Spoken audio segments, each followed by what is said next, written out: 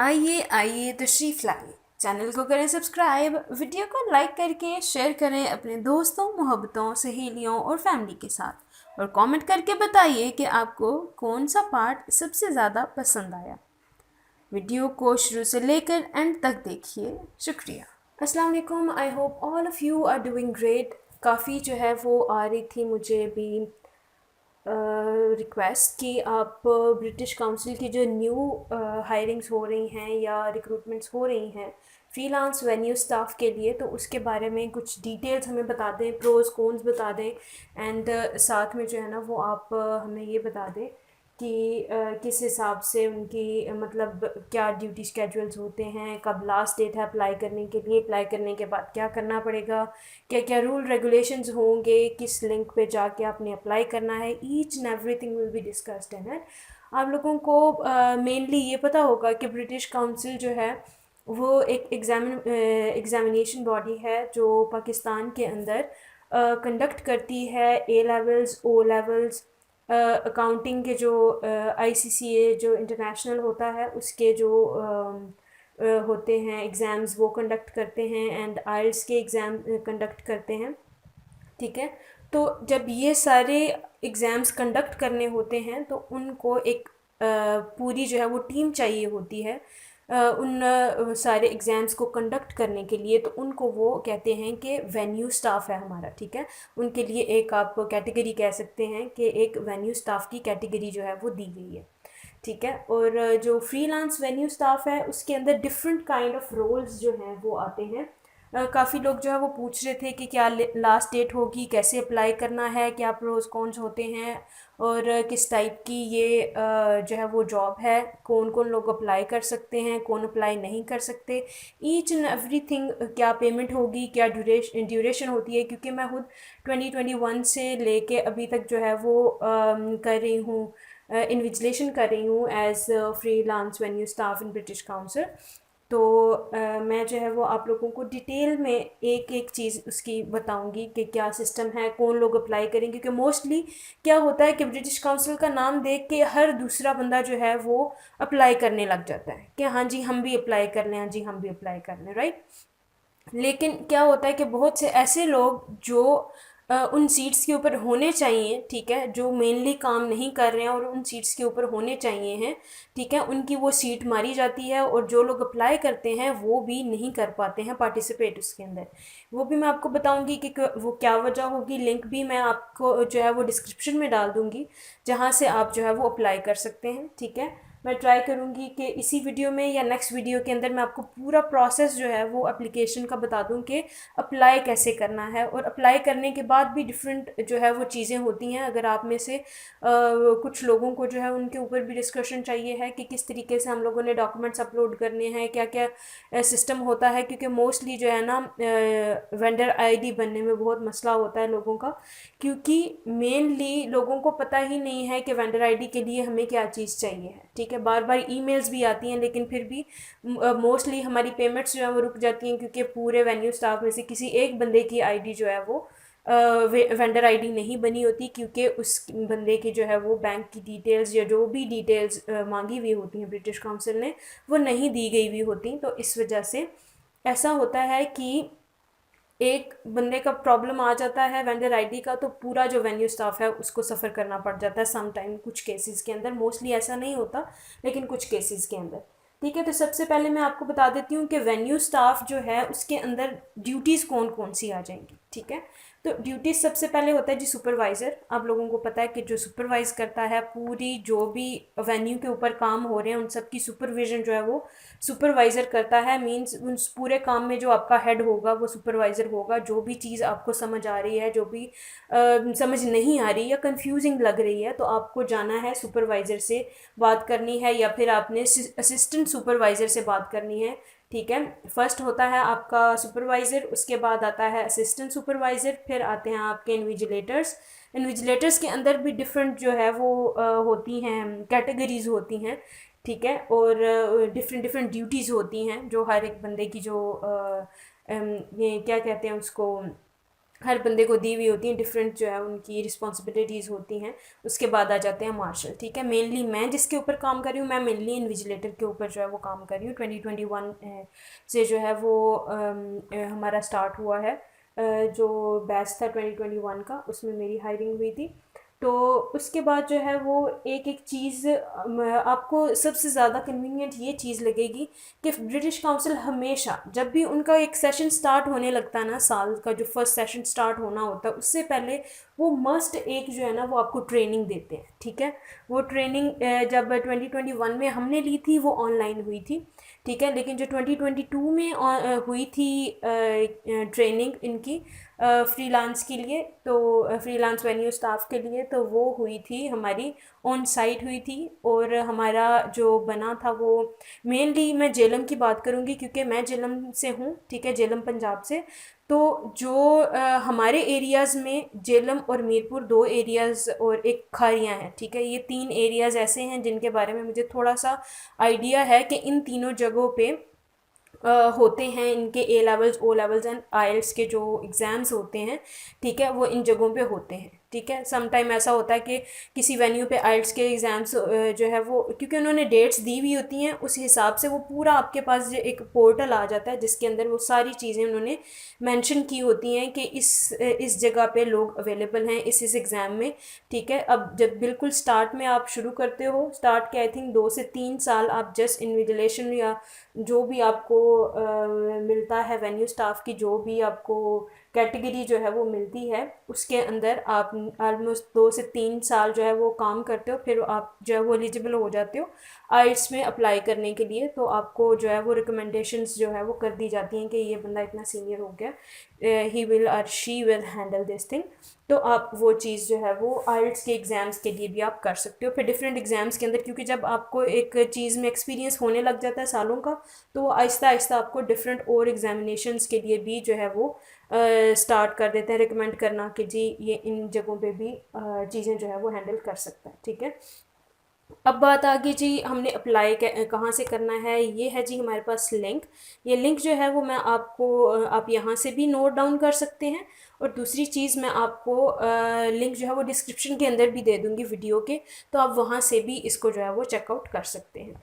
Then उसके बाद जी freelance venue staff का तो आप लोगों को आइडिया हो गया है कि जी ये होते कौन कौन सी कैटेगरीज इसके अंदर आ जाती हैं। ठीक हो गया। अब उसके अंदर उन क्लोजिंग डेट जो है वो है जी संडे 27 नवंबर 2022। ठीक है, और आपने जो इस डेट से आप ट्राई करें कि एक दिन पहले या सेम डेट पे भी आप अगर कर सकते हैं, क्योंकि अगर लेट हो जाएंगी तो फिर आपके डॉक्यूमेंट्स में थोड़ा सा मसला हो जाएगा। ठीक है, उसके बाद ये रोल ओवरव्यू, इसके अंदर वो आपको बता रहा है सारा कि जी सूटेबल कैंडिडेट्स जो होंगे उनके पास क्या है एक्सपीरियंस, क्वालिफिकेशन, कॉम्पिटेंसीज और क्या क्या डॉक्यूमेंट्स जो हैं वो होने चाहिए। ठीक है, उन डॉक्यूमेंट्स के बाद जब वो डॉक्यूमेंट्स आपके सबमिट हो जाएंगे ना, उसके बाद आपकी शॉर्ट लिस्टिंग होगी प्रॉपर। तो जो जो लोग शॉर्ट लिस्ट होंगे उसके अंदर सिर्फ उन्हीं को इंटरव्यू की कॉल नहीं, मोस्टली ईमेल्स आती हैं और साथ में जो है ना वो मैसेज भी आ जाता है। ठीक है, वो डिपेंड करता है, कभी जस्ट ईमेल्स आती हैं और मोस्टली लोग जो है वो बैठे रहते हैं जी हमें ईमेल नहीं आई, ईमेल नहीं आई, और उनकी ईमेल जो है ना वो स्पैम में पड़ी रहती है। तो सिर्फ उन्हीं लोगों को ये लोग करते हैं शॉर्ट लिस्ट, जिनकी सारी क्वालिफ़िकेशन और सारी चीज़ें जो इन्होंने इधर नीचे मेंशन की हुई हैं ना, वन बाय वन करके हम ये सारी चीज़ें देखेंगे। ठीक है, वो सारी की सारी अगर आपके पास हैं, उसमें भी चांसेस हैं कि उनको मे बी कोई ऐसा बंदा जिसका एक्सपीरियंस एग्ज़ाम में आपसे ज़्यादा है, जिसने पंजाब की या फिर पिंडी बोर्ड हो गया हमारा, या फिर हमारा हो गया क्या कहते हैं लाहौर बोर्ड, सरगोदा बोर्ड, या डिफरेंट जिस तरह हमारे पाकिस्तान में बोर्ड्स हैं, उनमें अगर उन्होंने ड्यूटीज़ की हुई हैं। ठीक है, तो उनके लिए एक एज हो जाएगा हाँ जी कि हमें एक्सपीरियंस है। तो इस तरीके से आपकी डिफरेंट क्वालिफ़िकेशन डॉक्यूमेंट्स के बाद भी एक आपकी असेसमेंट होती है, जिसमें से वो कुछ लोगों को निकालते हैं। ठीक है, हर बंदे को ईमेल नहीं आती उनकी, और ना ही उनका जो है वो रिप्लाई हर बंदे को आता है। ठीक है, वो सिर्फ आता है उन लोगों को जो शॉर्ट लिस्ट होते हैं। उसके बाद जो है वो कहता है कि जी ओके, प्लान टाइम के इंस्ट्रक्शंस, हर चीज़ जो है उनकी सिस्टमेटिकली होती है, हर चीज़ की आपको ईमेल भी आएगी, मैसेज भी आएगा, उस लिहाज से आपने इंस्ट्रक्शंस फॉलो करनी है और उसी हिसाब से आपने आगे चलना है, ठीक है। उसके बाद वो कहता है कि जो आपकी ट्रेनिंग सेशंस जो होते हैं ये मस्ट आपने लेने ही लेने होते हैं, राइट। उसके बाद experience of working with children and young people, ठीक है, क्योंकि आपने मोस्टली जब अप्लाई करना है तो आपको कंसिडर करेंगे O levels and A levels के लिए, मतलब 9th से लेके 12th तक के जो 12th स्टैंडर्ड के जो बच्चे होते हैं उनके लिए मोस्टली आप जब एग्ज़ाम कंडक्ट कर रहे हो तो अगर आपका एक्सपीरियंस उन चीज़ों के अंदर है, ठीक है, अगर आपने रावलपिंडी बोर्ड हो गया, लाहौर बोर्ड हो गया या किसी भी बोर्ड में आपने इन बच्चों के एग्ज़ाम्स कंडक्ट किए हुए हैं या फिर आप टीचिंग कर रहे हो या आपने टीचिंग पहले की हुई है इन्हीं मतलब कि बच्चों के अंदर, तो वो आपको एक एज हो जाता है, ठीक है।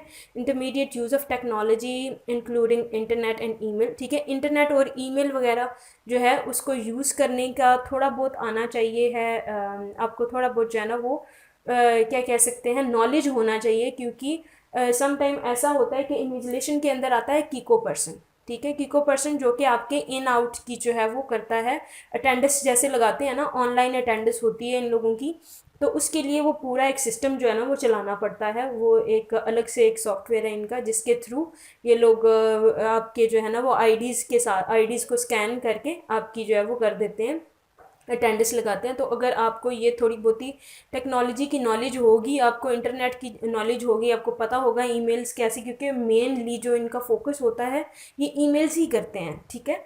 उसके बाद कहते हैं कि आपके पास मस्ट एक बैंक अकाउंट होना चाहिए, क्योंकि मोस्टली क्या होता है कि आप लोगों के पास ना बैंक अकाउंट होता ही नहीं है। जब बैंक अकाउंट नहीं होता तो आपकी वेंडर आईडी बनना जो है ना वो बहुत मुश्किल हो जाती है, ठीक है। तो बेटर यही है कि आप अपनी हर चीज़ जो है ना वो जब आप अप्लाई कर रहे हैं ना हर चीज़ अपनी साथ साथ क्लियर करें, और फिर आप जब एंड पे जब आपको वो कहेंगे अपने डॉक्यूमेंट्स अपलोड करें, क्योंकि शुरू में तो आपने एक फॉर्म फिल करना होता है ना, फिर उन्होंने कहना आहिस्ता आहिस्ता आपको मेल्स आएंगी, हाँ जी अब डॉक्यूमेंट्स अपलोड करें, ठीक है। डॉक्यूमेंट अपलोड करने के बाद वो आपको बोलेंगे हाँ जी हमने शॉर्ट लिस्ट किया है या नहीं किया, फिर आपके इंटरव्यूज़ होंगे सम, ठीक है।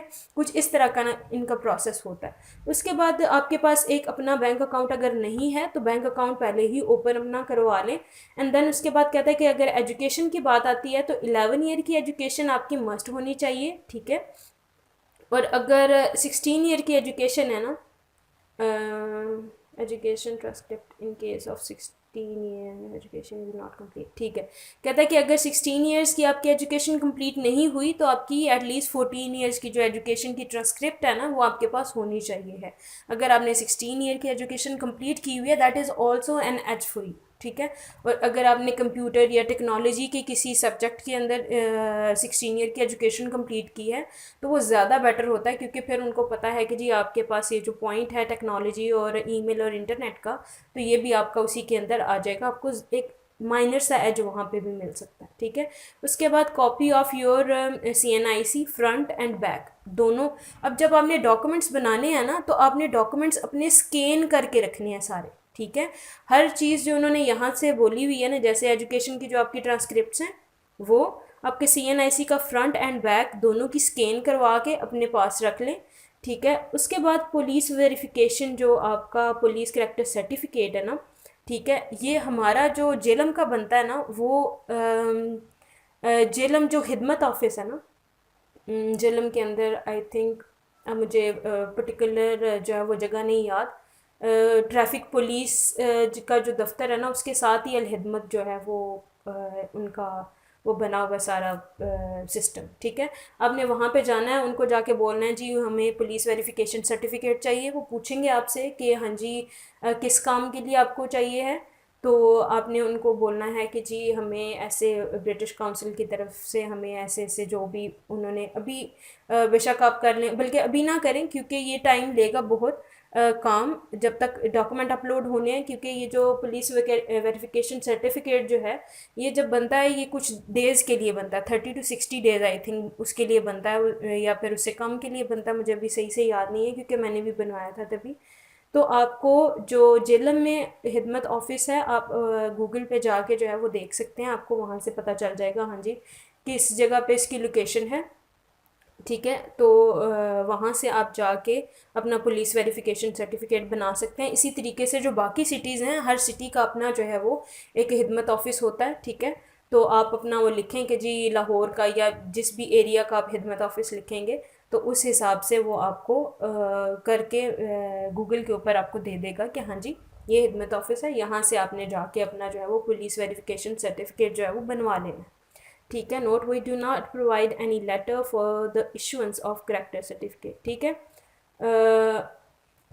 करेक्टर सर्टिफिकेट के लिए कोई भी आपको लेटर नहीं दिया जाएगा, आपने जाके जस्ट उनको बताना है कि ऐसे ऐसे हमारी जॉब हुई है, उसके लिए ये रिकमेंडेशन है, तो हमें जो है वो हमारा पुलिस वेरिफिकेशन जो सर्टिफिकेट है वो बना दें। वो आपको एक छोटी सी चिट जो है वो बना के पहले दे देते हैं कि हाँ जी इतने दिन के बाद आपका बन जाएगा, क्या नाम है इसका, करेक्टर सर्टिफिकेट जो है वो बन जाएगा। तो फिर आप आके जो है वो उसको वहाँ से ले सकते हैं, ठीक है। और ये नीचे सिटीज़ उसने बता दी हैं, क्योंकि मैं जेलम से हूँ तो हमारा जो है वो जेलम का एरिया बनता है, ठीक है। उसके अलावा आप देख सकते हैं डिफरेंट और हर एक शहर के अंदर ऑलमोस्ट यहाँ पे जो है ना वो उन्होंने दिया हुआ है अपना नाम के ये सारे शहरों के अंदर, ठीक है। आप देख सकते हैं इसके अंदर सारे शहरों के अंदर इनका इनके जो हैं कंडक्ट होते हैं सारे के सारे, क्या कहते हैं उसको, एग्ज़ाम्स कंडक्ट होते हैं, ठीक है। अब आपने जाना है एप्लीकेशन लिंक के ऊपर, तो आपकी जो है वो एप्लीकेशन ओपन हो जाएगी, ठीक है। और अगर आपको फर्दर जो है वो डिटेल्स चाहिए, आप इसको डाउनलोड करके वो बाकी की आप चीज़ें देख सकते हैं, ठीक है जी। ये हो गया आपके पास क्या कहते हैं इसका फॉर्म, ये ओपन हो जाएगा, ठीक है। अभी हम फ़िलहाल जो है वो फॉर्म फिल करने का सारा कुछ जो है वो नहीं बता रहे, क्योंकि मेरा अपना फॉर्म जो है वो सारा फिल हुआ हुआ है। लेकिन फिर भी अगर आप लोगों को इस चीज़ के रिगार्डिंग भी सारी ब्रीफ जो है वो चाहिए है तो मैं एक और जो है वीडियो बना दूंगी उसके लिए, क्योंकि वीडियो बहुत लंबी हो रही है। एक और चीज़ मैं आप लोगों को आप लोगों में से बहुत से लोग जो हैं उनको ये चीज़ जानने की बहुत जो है वो दिलचस्पी होती है कि हाँ जी हमें कितनी पेमेंट कितनी होगी, ठीक है। जब हम जाएंगे तो उसके लिए पेमेंट कितनी होगी, और दूसरी चीज़ ये होती है कि कौन लोग अप्लाई करें और कौन लोग जो है वो खुदा का वास्ता आप लोग अप्लाई ना करो, क्योंकि आप लोगों से जाने होगा ही नहीं, ठीक है। जब आप लोगों से जाने ही नहीं होगा तो आपको फ़ायदा ही नहीं है किसी की सीट मारने का, ठीक हो गया। तो जो सुपरवाइज़र हैं उनके लिए जो रेट्स थे वो आई थिंक 635 जो है पा रहा था, असिस्टेंट सुपरवाइज़र के लिए 551, और इन्विजिलेटर जो है वो 471, क्योंकि मेनली आपकी स्टार्ट में एज इन्विजिलेटर ही होगी, तो 471 उसके लिए जब हमने स्टार्ट किया था तो हमारे लिए थी। एंड मार्शल जो है वो 236 है मार्शल के लिए, ठीक हो गया। उसके बाद जो भी आपकी अलाउंस अलाउंस या कह सकते हो आप बोनसेस वगैरह जो हैं वो आपको मिलते हैं, तो वो भी आपकी ईद पे आपको ईदी भी मिलती है, और अगर आपने एक शहर से दूसरे शहर पे जाना है तो अलाउंस भी मिलते हैं आपको उसके ऊपर, ठीक है, आने जाने के लिए। तो ये तो चीज़ें हो गई जी हमारी कि हमने कितनी हमें पेमेंट मिलेगी। मोस्टली अगर आप 10 से 15 टोटल ड्यूटीज़ आप करते हो, ठीक है, सिंगल ड्यूटी की बात कर रही हूँ, सिंगल हो डबल हो जो भी हो, टोटल अगर आपने 15 ड्यूटीज़ की हैं ना, ठीक है, तो ऑलमोस्ट आपका 30 to 35,000 बन जाएगा, और आपको ऑलमोस्ट एक सेशन के अंदर इतनी तो ड्यूटीज़ मिल ही जाती हैं, मिनिमम 15, ठीक है। उससे कम भी हो सकती हैं, वो डिपेंड करता है आपके कि आपको कितने जो है वो सेशंस मिलते हैं, ठीक हो गया। और जो लोग पहले से किसी इदारे में काम कर रहे हैं, ठीक है, जैसे किसी कॉलेज में, किसी स्कूल में, किसी गवर्नमेंट स्कूल में, या किसी प्राइवेट स्कूल या कॉलेज के अंदर जो लोग काम कर रहे हैं, काइंडली आप लोग ना अप्लाई करें, क्योंकि जब आप लोग अप्लाई करते हो महीने 1.5-2 महीने का एक सेशन निकलता है इन लोगों का, ठीक है। तो आप 1.5-2 महीने की छुट्टियां नहीं ले सकते, राइट। जब आप 1.5-2 महीने की छुट्टियां नहीं ले सकते और आपने कहना है जी इस दिन मैं नहीं आ रहा, इस दिन मैं नहीं आ रहा, उस दिन ये नहीं हो रहा, तो वो जो वहाँ पे करंटली वर्किंग वेन्यू स्टाफ होता है उसी को वो ड्यूटीज़ आगे से फॉरवर्ड कर दी जाती हैं कि हाँ जी ये बंदा जो है वो आ नहीं रहा, और फिर आहिस्ता आहिस्ता आपकी रेपुटेशन भी ख़राब होती है कि हाँ जी इनको हमने बुलाया था, इन्होंने अवेलेबिलिटी भी दी थी, लेकिन ये नहीं आ पाए, राइट। तो जो लोग अप्लाई कर रहे हैं उनमें से जो शॉर्ट लिस्ट हो रहे हैं, मेनली शॉर्ट लिस्ट ज़ाहिर सी बात है वही होंगे जो करंटली एक्टिव होंगे। तो मोस्टली लोग ऐसे होते हैं, लास्ट सेशन में भी हम लोगों ने ये चीज़ देखी थी कि ब्रिटिश काउंसिल का नाम देख के हर दूसरे बंदे ने अप्लाई कर दिया था। पहले दिन आधे ट्रेनिंग में नहीं आए, ठीक है, बाकी जब आए उनको ट्रेनिंग में जो चीज़ें बोली गई थी वो उनको पता ही नहीं थी। जब वो वेन्यू पे आए, जब उन्होंने काम शुरू किया, आधा काम तो उनको पता ही नहीं था, ठीक है। उसके बाद एक एक दो दो दिन उन्होंने ड्यूटियाँ की, ज़्यादा से ज़्यादा हफ्ता ड्यूटियाँ की। उससे ज़्यादा तो कोई कॉलेज कोई स्कूल आपको अलाउ करता ही नहीं है, ठीक है। तो आप खुदारा किसी की भी सीट ना मारें। आप अगर काम कर रहे हैं तो टिक के वहाँ पे काम करें। जो लोग फुल टाइम जो है वो अवेलेबल हैं, ठीक है, जब भी इन लोगों के एग्ज़ाम होते हैं, और अगर आप लोग फुल टाइम कहीं भी स्कूल कॉलेज में नहीं जा सकते हो तो आप लोग अप्लाई करें इस जॉब के लिए। दिस इज़ वेरी नाइस और हैंडसम अर्निंग जॉब ऑल्सो। तो आपके लिए अच्छा है ये, ठीक है। लेकिन जो लोग पहले से काम कर रहे हैं, आप काइंडली जो है वो अप्लाई ना करें तो बेहतर है, ठीक है। तो इस वजह से आपकी जो भी वो कहते हैं रूटीन चल रही है, आप उसी के अंदर रहें, क्योंकि जब एग्ज़ाम्स स्टार्ट होते हैं ऑलमोस्ट हमने पहुंचना होता है आई थिंक 6:45, कभी 7:30, मतलब वो डिपेंड करता है आपकी उसके ऊपर, वेन्यू के ऊपर। अगर फर्स्ट डे है, समटाइम सुपरवाइज़र कह देते हैं कि जी थोड़ा सा जल्दी आ जाइएगा क्योंकि फ़र्स्ट डे है। मोस्टली जब आपका ट्रेनिंग सेशन फर्स्ट होता है, ठीक है, तो उसके अंदर जो आपकी क्या कहते हैं उसको, ट्रेनिंग के बाद जो फर्स्ट आपके वेन्यू के ऊपर जाके जो आपका वो ट्रेनिंग होती है, ठीक है, एक सेशन होता है, उसके अंदर जो है वो सारी अरेंजमेंट्स हो जाती हैं और फिर एक दो दिन के बाद एग्ज़ाम स्टार्ट हो जाते हैं। लेकिन उस एग्ज़ाम के स्टार्ट होने से पहले जो बोर्ड प्रिपरेशन होती है, जो भी उसके अंदर वो चीज़ें होती हैं, ईच एंड एवरीथिंग जो आपने सेटअप करना है सारा, उसके अंदर भी काफ़ी टाइम लग जाता है, राइट। तो उसको करने के लिए भी ऑलमोस्ट 2 घंटे एग्ज़ाम से पहले हम लोग जाते हैं। ऑलमोस्ट 10 बजे एग्ज़ाम स्टार्ट होगा,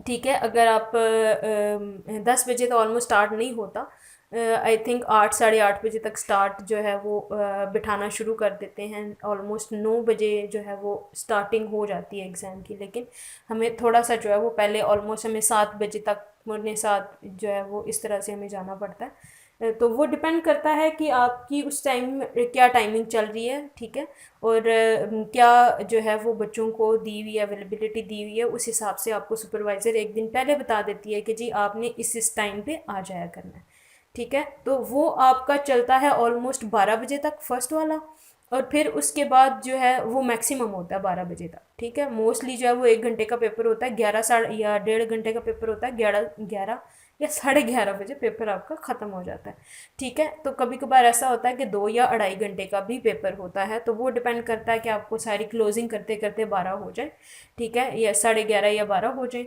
उसके बाद जो है आपका शुरू होता है नेक्स्ट, जो है वो ऑलमोस्ट 1 बजे तक आई थिंक स्टार्ट हो जाता है, या 2 बजे पेपर जो है वो देना शुरू कर देते हैं आई थिंक।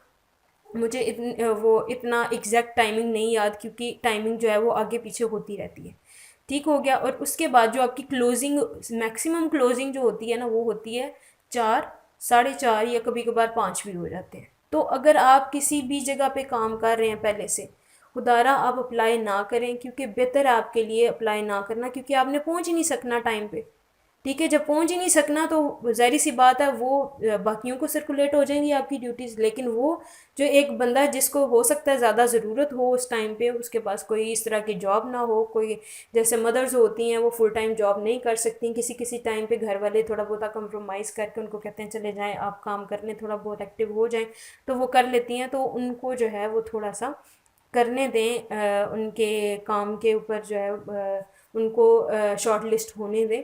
आप लोग थोड़ा सा जो है ना वो हौसला रखें, अपने काम पे ही फोकस करें, ठीक है। तो क्योंकि इसके लिए फुल टाइम आपको आना पड़ेगा, तो कोई भी जगह से आपको 1.5-2 महीने की छुट्टियां कभी भी नहीं मिलेंगी।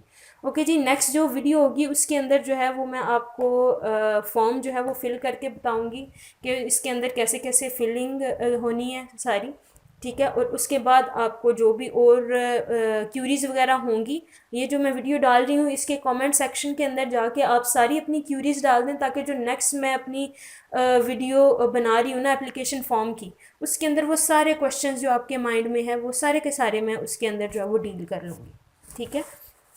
Thanks a lot for each and everything. और जो जो अभी तक वीडियो में साथ बना हुआ है, thanks a lot for your participation. Like करें, शेयर करें उन लोगों को जो अप्लाई करना चाह रहे हैं, ठीक है।